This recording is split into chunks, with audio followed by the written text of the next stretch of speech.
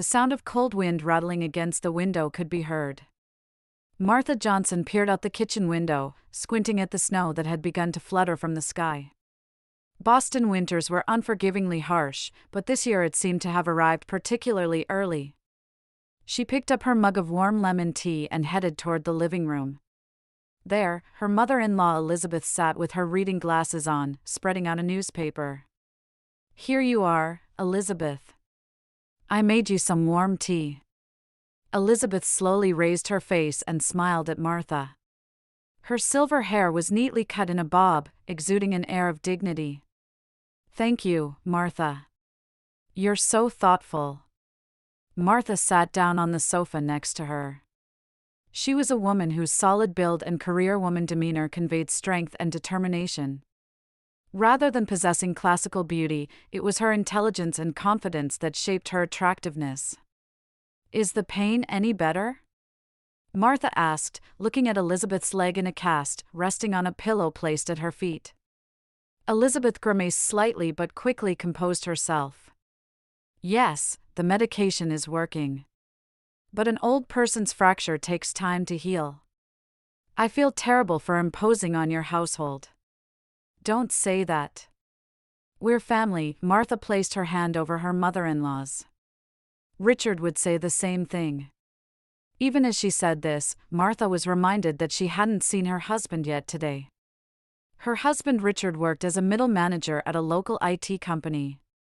According to him, he had been busy with a special project lately and had to stay late at the office every night. Martha herself worked as a corporate accounting specialist at a large accounting firm and was also a career-oriented woman. However, when Elizabeth fell down the stairs at her home 3 weeks ago and fractured her leg, she didn't hesitate to take paid leave and take care of her mother-in-law.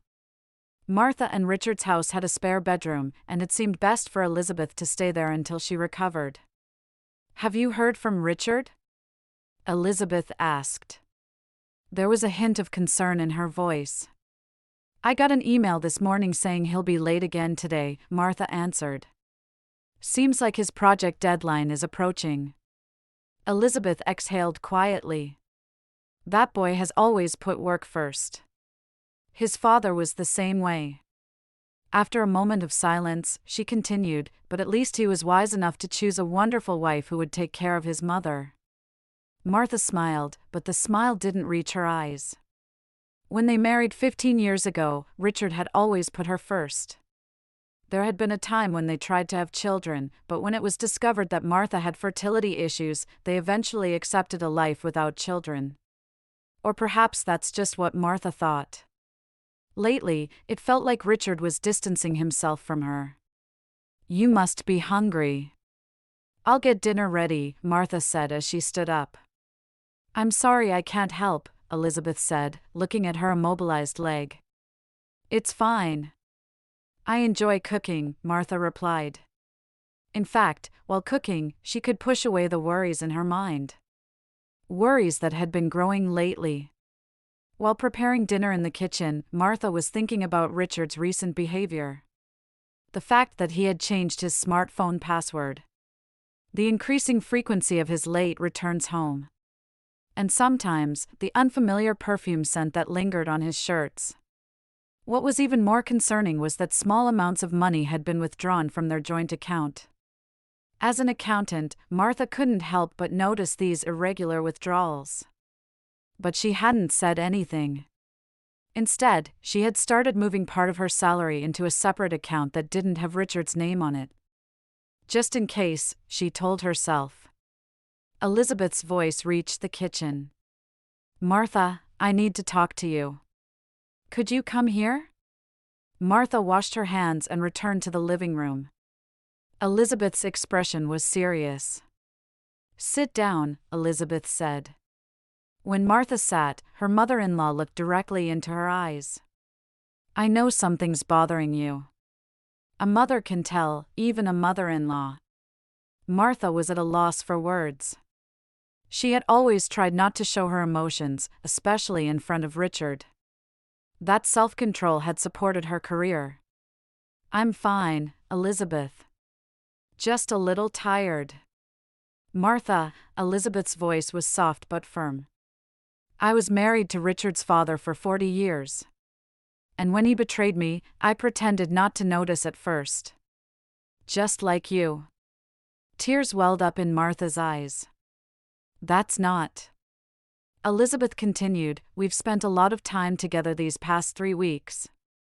At first, we were just daughter-in-law and mother-in-law, but now I feel like you're my real daughter. So I'm telling you, if something's wrong, please talk to me. Martha took a deep breath. I'm worried about Richard. He seems different lately. But I don't have any proof. Trust your instincts, Elizabeth declared. A woman's intuition is rarely wrong. After a silence, Elizabeth changed the subject. By the way, about my house. Martha looked puzzled. Elizabeth's house was Richard's family home and had been empty while she was hospitalized. It was supposed to be yours and Richard's eventually. But I've decided to contact my lawyer today and ask him to change the title of the house to a joint ownership between you and me, not Richard. Elizabeth, that's.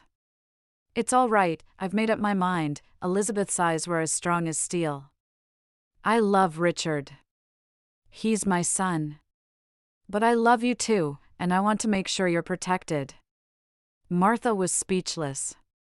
The meaning behind Elizabeth's words, and the anxiety she herself had begun to feel, took on a new reality. Elizabeth continued, if there's one thing I've learned in my life, Martha, it's to be cautious. You never know what might happen. That night, Richard came home after 1 a.m. Martha lay in bed with her eyes closed, pretending to be asleep. She heard her husband showering and then felt him lying down beside her. But the intimacy that once was there had vanished. Martha opened her eyes in the darkness and stared at the ceiling. Elizabeth's words were echoing in her mind. On Friday afternoon, Martha was organizing Elizabeth's medications. Over the past 3 weeks, she had become completely familiar with her mother-in-law's medical schedule. Pain medication for the fracture in the morning, blood pressure pills at noon, anti-inflammatory medication in the evening, and a mild sleeping pill before bedtime. This routine had brought a new rhythm to Martha's life. As she was lining up the medicine bottles on the kitchen counter, Martha's cell phone began to ring. Looking at the screen, she saw Richard displayed. She was a bit surprised, as she rarely received calls from her husband during the day, and answered the phone. Hello, Richard. Hey, Martha. Richard's voice was unusually excited. I have something to tell you. Something about his tone made Martha feel a chill down her spine. Something was different. What is it? Aren't you at work? That's what this is about, Richard said. There was a moment of silence. Martha, I'm divorcing you. Martha gasped. She gripped the kitchen counter firmly to support herself. What are you saying? I'm divorcing you. I'm going to start a new life with my girlfriend, Jennifer. She's my subordinate, and we've been together for 6 months. Unlike you, she listens to everything I say. Martha could hear the sound of blood rushing in her ears. Her suspicions had been correct. But she never expected to be told so suddenly, over the phone. Oh, and, Richard continued, I've emptied the joint account. I've withdrawn all $150,000. Take care of my mom for me, will you? Richard laughed loudly on the other end of the phone. To Martha, it sounded like a different person.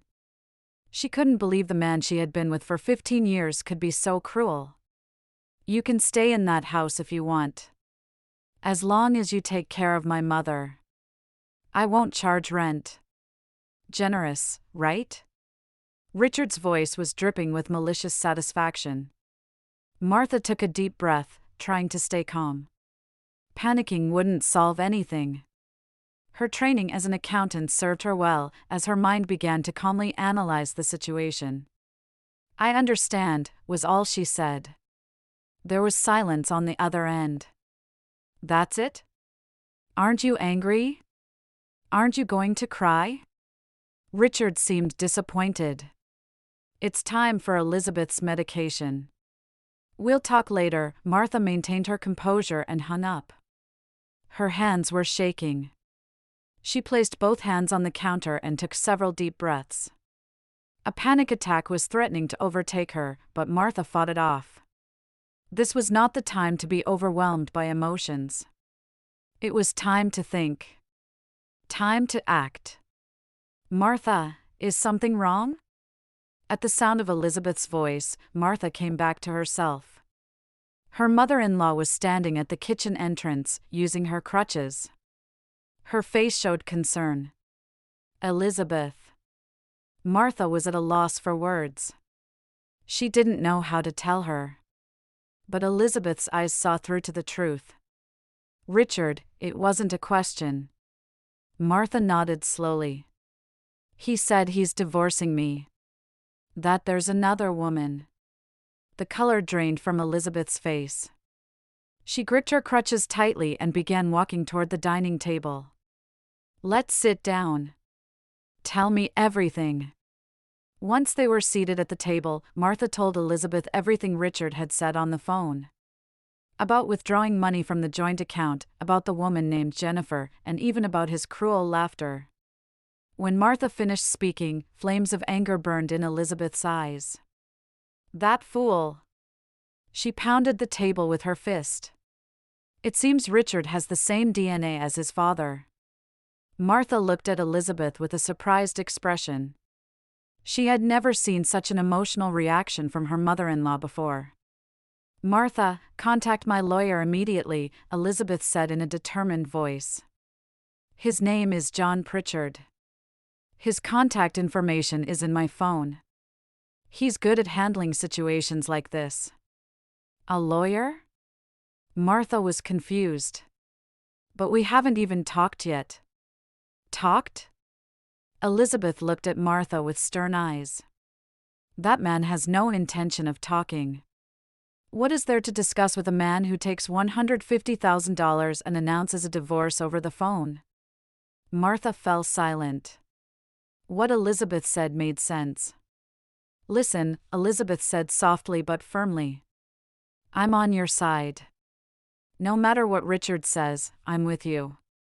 He's my son, but what he's done is unforgivable. At Elizabeth's words, tears spilled from Martha's eyes.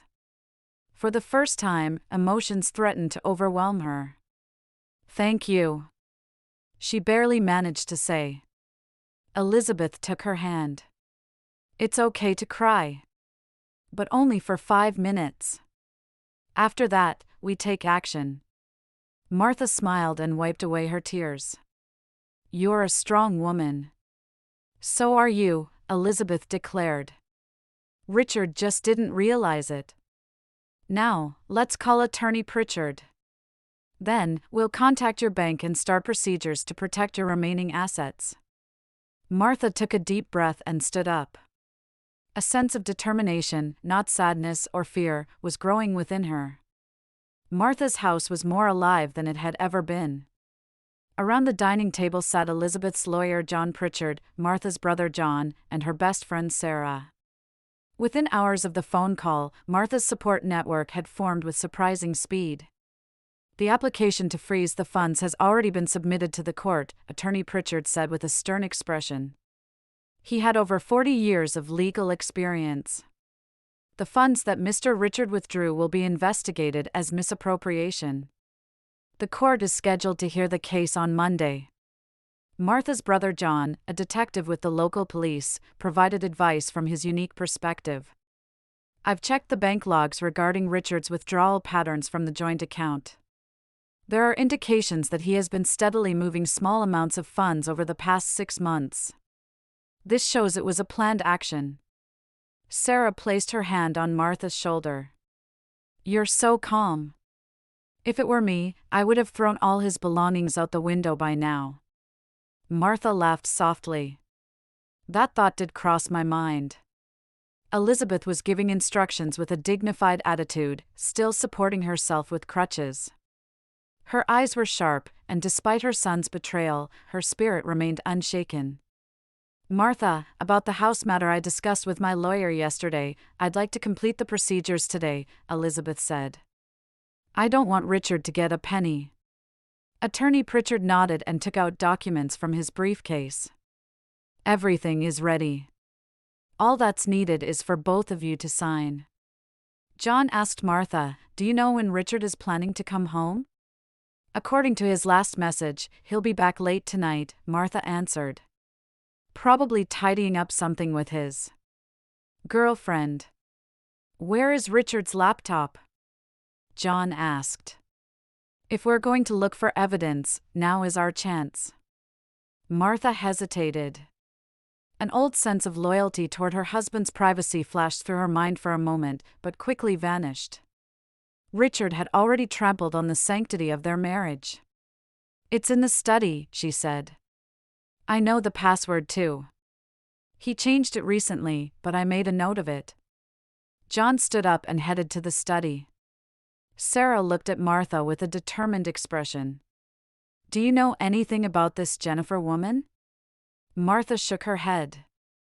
"Just her name. But if we check the company records—" "I've already checked," Elizabeth interrupted. Her eyes contained a cold light. "Richard left a company employee directory at home before. Her name is Jennifer Porter. She's a new employee in the marketing department. Should I contact her?" Martha pondered. "She might be a victim too." "That's right," Elizabeth agreed. "Richard might be lying to her as well. She should know the truth." John returned from the study. His face bore a victorious expression. "Found it. Email records, hotel reservations, and Martha." He hesitated for a moment, something like a digital diary. "It details his relationship with Jennifer." Martha felt a tightness in her chest.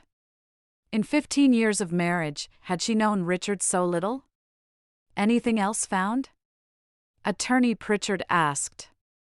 "Yeah," John answered with a grim expression. "He might have been misappropriating company funds as well. There are some suspicious expense reports." "That should be reported to his company," Elizabeth said firmly. Martha looked out the window. The sun was beginning to set, and darkness was approaching. In a few hours, Richard would be back. He would open the front door, feeling triumphant, not knowing anything. But what awaited him was a situation he never expected. "Are you ready?" Sarah placed her hand on Martha's shoulder and asked. "It's going to be a tough night." Martha took a deep breath and nodded. "I'm ready. In fact, strangely enough, I feel like I've been preparing for this for a long time." And there was truth in her words. Martha had always been a cautious planner. As an accountant, she always looked ahead and prepared for emergencies. She smiled wryly, remembering how Richard had ridiculed her caution. "Whatever he brings, we're prepared," Martha said with quiet confidence. Late that night, the sound of Richard's car pulling into the driveway was heard. Everyone gathered in the living room. Elizabeth sat on the sofa, Attorney Pritchard next to her, and John and Sarah were by the dining table. Martha remained standing, facing the front door. The sound of a key turning was heard. The door opened, and Richard entered. He had his head down, looking at his cell phone.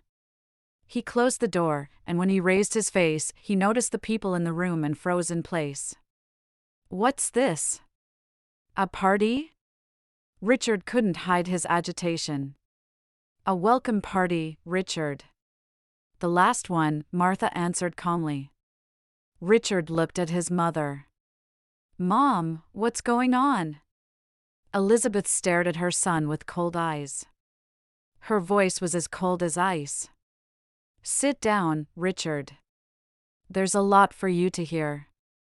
Richard looked around the room, noticing everyone's stern gaze. His arrogant attitude crumbled instantly, replaced by anxiety. He slowly sat down in a chair. Attorney Pritchard stood up, holding documents in hand. "Mr. Richard Johnson, I am John Pritchard, Mrs. Elizabeth Johnson's attorney. I am also representing Mrs. Martha Johnson." Richard's face changed color. A lawyer? Martha, what have you done? Martha said quietly, "What have you done, Richard?" The color gradually drained from Richard's face. The atmosphere in the room was tense, and everyone was watching for his reaction. "This is some kind of mistake," Richard said in a low voice. "Martha, I want to talk to you in private." "It's too late, Richard," Martha replied calmly. "Everyone in this room knows what you told me on the phone today." Attorney Pritchard took out documents from his briefcase. "Mr. Richard, regarding the $150,000 withdrawn from the joint account, the court has issued a temporary freezing order. You will not have access to these funds until divorce mediation with Martha is completed." Richard stood up and confronted the lawyer. "What? That's my money." "Funds in a joint account do not belong to you alone," the lawyer calmly retorted. "Martha has equal rights. Especially in a situation where you tried to withdraw the entire amount without notifying Martha, the court is likely to view such an act as concealment of marital assets." "That's not all," Elizabeth said coldly. "About the ownership of my house." Richard looked at his mother. "What are you talking about? I'm supposed to inherit that house, aren't I?" "Not anymore," Elizabeth said, looking her son straight in the eyes. "The ownership of that house was changed today to joint ownership between Martha and me." "What?" Richard shouted, his face turning red. "That can't be possible." "It's completely possible legally," Attorney Pritchard explained. "Elizabeth has the right to choose who to transfer her property to." "Mom!" Richard's voice trembled with anger and confusion. "What is this?" "I'm your son." Elizabeth slowly stood up, supporting herself with crutches, and approached her son. There was a dignity in her posture that transcended age. "You tried to do to Martha exactly what your father did to me. I won't let that history repeat itself." Elizabeth's voice was quiet, but her words had a steely strength. "Martha has been taking care of me. Where were you? She is loyal, thoughtful, and strong. A woman you don't deserve." Richard was speechless. His attitude suddenly changed, and he slumped his shoulders. "Martha," he said softly. "This was all a joke. I wasn't really going to divorce you. I just wanted to get your attention." Everyone in the room showed their disgust. Martha just quietly laughed and shook her head. "John," she called to her brother. "Please." Martha's brother opened Richard's laptop and rotated the screen for all to see. It displayed intimate messages between Richard and Jennifer, hotel reservation records, and excerpts from his diary. "Is this a joke too?" Martha asked gently. Richard stared at the screen, his mouth agape. "You looked at my computer without permission? That's an invasion of privacy." "Your privacy?" Sarah said, showing her anger. "A man who tried to end 15 years of marriage with a single phone call is talking about privacy?" "That's not all," Martha continued. "Information has already been sent to your boss at the company, Daniel Foster. He was particularly interested in how you were paying for hotels for you and Jennifer on company expenses." The color completely drained from Richard's face. "What?" he said, almost in a whisper. "I also contacted Jennifer," Martha continued. Her voice was surprisingly calm. "She thought you were already divorced and single. It was very interesting to hear what you told her about our marriage. That you were living with a cold, emotionless wife. That you wanted children, but I refused." Richard collapsed into a chair.